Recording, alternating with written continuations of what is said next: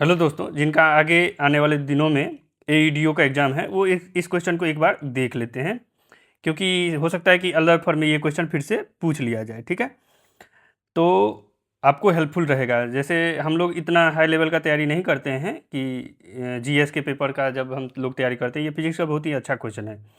तो एक बार देख लीजिए इसको, ठीक है, और हमारे चैनल को सब्सक्राइब कर दीजिए, इस वीडियो को लाइक कर दीजिए। क्या बोल रहा है इसमें?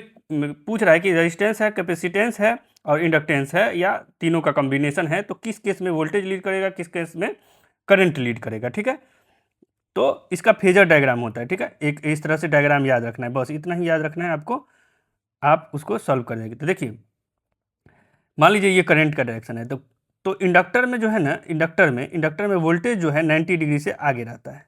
इंडक्टर में वोल्टेज 90 डिग्री से आगे रहता है, बस ये याद रखिए।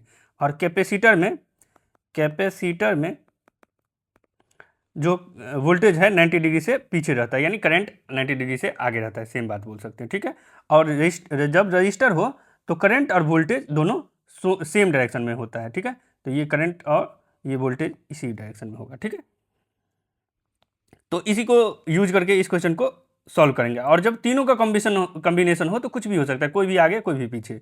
तो देखिए, प्योर रेसिस्टेंस की बात करें तो प्योर रेसिस्टेंस में सेम डायरेक्शन में होता है, तो current and voltage are in same phase. तो पहला का आंसर को कौन सा हो गया? क्यू हो गया। पहला का क्यू हो गया।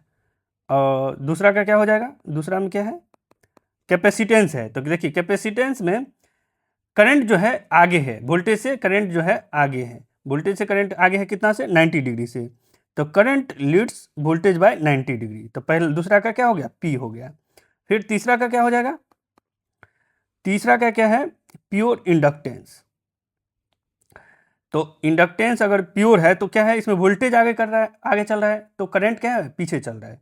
तो करंट कितना डिग्री से पीछे चल रहा है? 90 degree. Current lags voltage by 90 degree. तो तीसरा का क्या हो गया? आर हो गया। और चौथा का कौन सा हो जाएगा? चौथा का हो जाएगा, चौथा आरएलसी सर्किट। तो इसमें कुछ भी हो सकता है, तो नहीं, ये तीसरा का एस हो गया। ठीक है, तीसरा का एस हो गया, क्योंकि ये था हम। और ये आरएलसी सीरीज में क्या हो गया? ये आर हो गया। तो चौथा का आर हो गया, क्योंकि ये कुछ भी हो सकता है। इसी तरह से ये हिंदी वाला भी देख लेते हैं। शुद्ध प्रतिरोध, तो इसमें क्या होगा? शुद्ध प्रतिरोध में सेम फेज में होता है, धारा और वोल्टता समान फेज में होती है। तो पहला का क्या हो गया? फेज में होती है, तो पहला का पी क्यू हो गया, पहला का क्यू हो गया। दूसरा का देख लेते हैं। धारिता है, तो इसमें धारिता में क्या होता है? करंट जो है 90 डिग्री से आगे रहता है, तो करंट आगे रहता है, धारा वोल्टेज से 90 डिग्री आगे रहता है। दूसरा क्या? पी हो गया। और तीसरा का क्या हो जाएगा? शुद्ध, ये है जो इंडक्टेंस जो है उसमें क्या होता है? ये करंट जो होता है पीछे रहता है। तो किस में पीछे रहती है? धारा वोल्टेज से 90 डिग्री पीछे रहती है, एस हो गया इसका तीसरा का। चौथा का कौन सा हो जाएगा? जो बच गया, यानी इसमें कुछ भी हो सकता है, धारा या वोल्टा में कोई भी आगे पीछे हो सकता है, तो इसका आर हो गया। तो ये कौन सा ऑप्शन सही हो गया?